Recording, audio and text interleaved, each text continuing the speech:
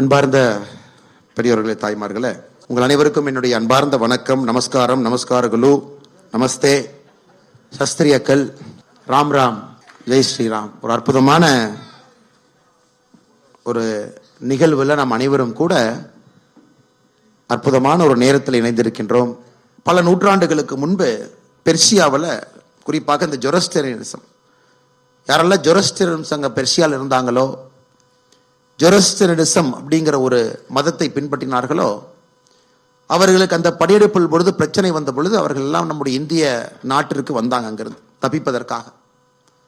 அப்ப மகாராஷ்டிரா மண்ணிலே அவர்கள் எல்லாம் குடியேறிய பொழுது அங்க இருக்கக்கூடிய மைந்தர்கள் சொன்னார்கள், இவர்கள் வெளிநாட்டை சார்ந்தவங்க, நம்ம ஊருக்கு வந்திருக்கிறாங்க, நம்ம ஊரில் நம்ம உங்களை விடக்கூடாது, இவர்கள்லாம் வேறு பாஷை பேசுறவங்க, வேறு கலாச்சாரத்தை சார்ந்தவர்கள், நம்முடைய மாநிலத்திலே இவர்களுக்கு வேலை இல்லை என்று சொல்லும் பொழுது அங்கிருந்த மகாராஜா சொன்னாங்க, ஒரு சொம்புல முழுமையாக பால் எடுத்துட்டு வாங்க அப்படின்னா. இன்னொருத்தர் சொன்னாரு, நிறைய சர்க்கரை எடுத்துட்டு வாங்க அப்படின்னாங்க. ஸோ ராஜா முன்னிலையிலே ஒரு சொம்பு முழுவதும் பால், இன்னொரு கையிலே சர்க்கரை. ராஜா அவங்க சொன்னாங்க, இந்த சர்க்கரை இந்த பாலில் கொட்டுங்க அப்படின்னு. சர்க்கரையை பாலில் கொட்டுறாங்க. உடனே ராஜா அவங்க கேட்குறாங்க, இந்த பால் தழும்பி வெளியே வருதா அப்படின்னு. அவையில் இருந்தவங்கெல்லாம் சொன்னாங்க, இல்லைங்க ஐயா, சர்க்கரை எல்லாம் பாலுக்குள்ளே தான் போகுது, வெளியே வரலைன்னு. ராஜா சொல்றாங்க, முழுசா கொட்டுங்க அப்படி. முழுசாக அந்த சர்க்கரையை கொட்டிய பிறகு கூட அந்த பால் ததும்பவில்லை.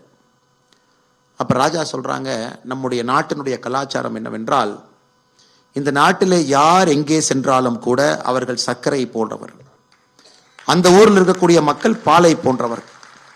பாலும் சர்க்கரையும் கலக்கும் பொழுது எப்பொழுதும் இனிமையாக இருக்குமோ தவிர அது கசப்பாக எப்பொழுதும் இருக்காது என்று ஒரு நீண்ட நெடிய பயணம் நம்ம இந்தியாவில் இருக்குதுங்க ஐயா. இந்த நாட்டில் குறிப்பாக இண்டஸ் நதிக்கு இந்த பக்கம் நாம் சமீபத்தில் பாரத நாடு என்று எதை சொல்லுகின்றோமோ, இந்த நாடு, இந்த மண் நிறைய முக்கியமான மதங்கள் உருவாகிய ஒரு மண். இந்து மதத்தை மதம் என்று சொல்கின்றோம், அது ஒரு வாழ்வியல் நெறி.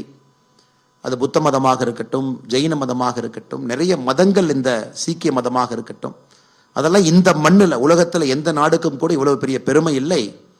இத்தனை மதங்கள் ஒரு மண்ணிலே உருவாகிய பெருமை எந்த ஒரு மண்ணுக்கும் இல்லைங்க ஐயா. That is why India is the mother of all religions என்று சொல்லுகின்றோம்.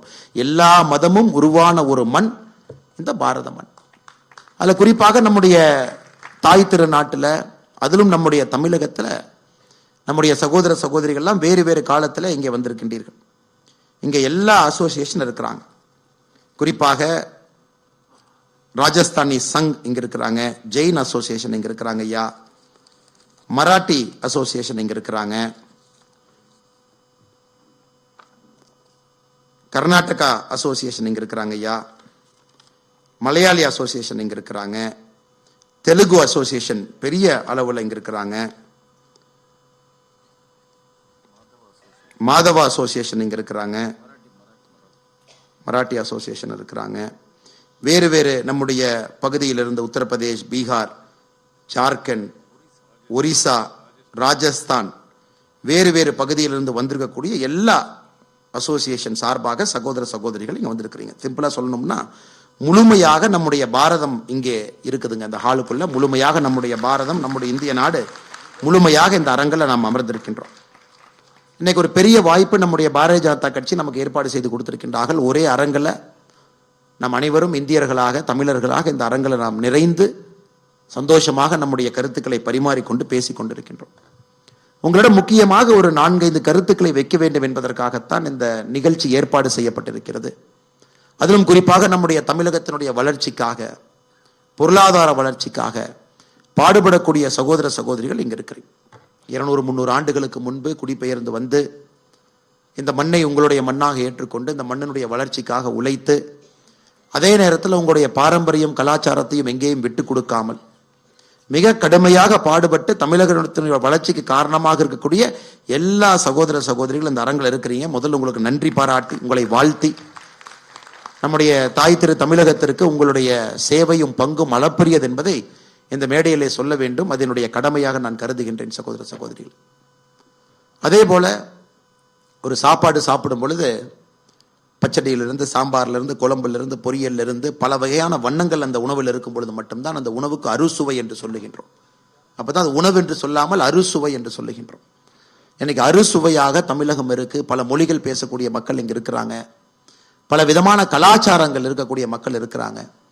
அனைவரும் அண்ணன் தம்பிகளாக இருக்கின்றோம் என்றால் அதற்கு மிக முக்கியமாக உங்களுடைய பங்கு முக்கியமான காரணம். இந்த மண்ணில் இத்தனை ஆண்டு காலமாக நீங்கள் தொடர்ந்து இருந்து கொண்டு உங்களுக்கு பிறகு உங்களுடைய குழந்தைகளும் இந்த நாடு இந்த மண் உங்களுடைய மண் என்று குழந்தைகளும் இங்கே வந்து உங்களுடைய சொந்தக்காரங்கிட்டிருந்து கிட்டத்தட்ட 1000-2000 கிலோமீட்டர் தூரத்தில் இருந்தும் கூட உங்களுடைய பாரம்பரியத்தையும் விடாமல் 2 அற்புதமான குடும்பம் தமிழகத்தில், உங்களுடைய தமிழ் குடும்பம், உங்களுடைய சொந்த ஊர் எங்கே இருந்தாலும் கூட பூர்வீகத்திலிருந்து அங்கே ஒரு குடும்பம், 2 குடும்பத்திற்கும் பாலமாக நீங்கள் இருந்து கொண்டிருக்கின்றீர்கள். உங்களுக்கு இந்த நேரத்தில் பெரிய ஒரு நன்றியை சொல்லணும்.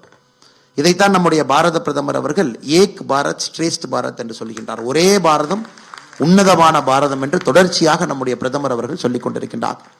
குறிப்பா நம்முடைய ஆட்சி 2014க்கு பிறகு நாம் உன்னிப்பாக கவனிச்சோம்னா தெரியுங்க ஐயா, நம்முடைய பிரதமர் அவர்கள் எந்த அளவுக்கு நம்முடைய நாடு உண்மையான பாரத நாடு என்று சொல்லப்பட வேண்டும் என்றால் ஒரு பகுதியில கூட பிரிவினைவாதம் இருக்கக்கூடாது என்பதிலே தெளிவாக நம்முடைய ஆட்சி இப்ப நடந்துகிட்டு இருக்குங்க ஐயா. அது வடகிழக்கு பகுதியாக இருக்கட்டும், இந்தியாவுடைய எந்த பகுதியாக இருந்தாலும் கூட சின்ன சின்ன பிரச்சனைகளை இங்கே தூண்டிவிட்டு அரசியல்வாதிகள் குளிர்காய்ந்து அதன் மூலமாக பிரிவினையை ஏற்படுத்தி நார்த்து சவுத்து ஈஸ்ட் வெஸ்ட் ஒரு மாநிலத்துக்குள்ள பிரிவினை ஏற்படுத்தி இத்தனை காலமாக அரசியல் நடந்து கொண்டிருக்கிறது. இன்சைடர் அவுட் சைடர் என்று. எனக்கு முன்பு கருணாகராஜன் அண்ணன் சில பேர் நம்ம வினோத் செல்வம் அவங்கெல்லாம் பேசினாங்க. தலைவர்கள் பேசும் பொழுது நிறைய வார்த்தைகளை பயன்படுத்தினாங்க, உண்மையை சொன்னார். அவர்களுக்கு அதை விட்டு விடுகின்றேன். காரணம் நடந்ததை நடந்தவையாக இருக்கட்டும் ஐயா. இன்னைக்கு ஒரு புதிய ஒரு சரித்திரத்தை உருவாக்க வேண்டும் என்கின்ற ஆசையிலே நாம் இங்கு இருக்கின்றோம். தமிழகம் பாரதிய ஜனதா கட்சிக்கு நீங்கள் தேவை, தமிழகத்தினுடைய வளர்ச்சிக்கு நீங்கள் தேவை. அடுத்த கட்ட தமிழகத்தை உருவாக்குவதற்கு உங்களுடைய பங்கு பாரதிய ஜனதா கட்சியில் இருக்க வேண்டும், தமிழகத்தினுடைய வளர்ச்சியில இருக்க வேண்டும் என்பதற்காக இந்த நிகழ்ச்சி நாம் இருக்கோங்க ஐயா. பாரதிய ஜனதா கட்சியை பொறுத்தவரை அனைவரையும் சமமாக மதித்து சமமாக அவர்களுடைய வாழ்க்கை இருக்க வேண்டும் என்று நினைத்து பொருளாதாரத்திலே சம வாய்ப்பு அனைவருக்கும் கொடுக்க வேண்டும் என்று நினைக்கக்கூடிய ஒரு கட்சிங்க ஐயா. அதுவும் குறிப்பாக நம்முடைய பிரதமர் அவர்கள் வந்த பிறகு ஒரே ஒரு சின்ன உதாரணத்தை சொல்றேங்க ஐயா. மேடையின் மீது நம்முடைய உஜார் சிங் ஐயா இருக்கிறாங்க. நம்முடைய ஒரு நிகழ்வுக்கு கூட ஐயா அவங்க தலைமை தாங்கினாங்க. 1704 டிசம்பர் 26 நடந்த ஒரு சரித்திர நிகழ்வு. அது இத்தனை ஆண்டு காலமாக ஆங்கிலேயர்கள் காலத்திற்கு பிறகு சுதந்திர இந்தியாவில் 75 ஆண்டுகளாக எல்லாம் மறந்து போனதை சீக்கிய நண்பர்களுடைய நம்முடைய எல்லோருடைய போற்றுதலுக்குரிய கடைசி குரு குரு கோபிந்த் சிங் அவர்கள், அவருடைய 2 மகன்கள் 1704 நடந்த ஒரு போர்ல பாருங்க, ஷஹீப் ஜாதா ஜொராவர் சிங் அவர்கள் 9 வயசு அவருக்கு, ஷஹீப் ஜாதா ஃபத்தேக் சிங் அவர்கள் வெறும் 7 வயசு. 1704 நடந்த முகலாயர்களோடு நடந்த போர்ல இருவரும் கூட கொல்லப்பட்டார்கள் என்று சொல்வதை விட உயிரோடு ஒரு சிவற்றிலே வைத்து அதன் மேல சிமெண்ட் பூசி மிக கோரமாக தன்னுடைய உயிரை விட்டார். அப்பொழுதும் கூட எந்த காரணத்திற்கும் நாங்கள் மதம் மாற்ற மாட்டோம் என்று அவருடைய மகன்கள் மிக உறக்கமாக சொன்னார். இது நடந்து ஒரு வாரத்திற்கு பிறகு குரு கோபிந்த் சிங் ஐயா அவர்களுடைய மனைவியார் அவர்களும் இன்னும் 2 குழந்தைகளும் ஒரு வாரம் கழித்து கொல்லப்பட்டார். அப்படின்னா அந்த ஒரு வார காலகட்டத்தில் 4 மகன் அவருடைய மனைவி 5 பேர் இறந்தாங்க.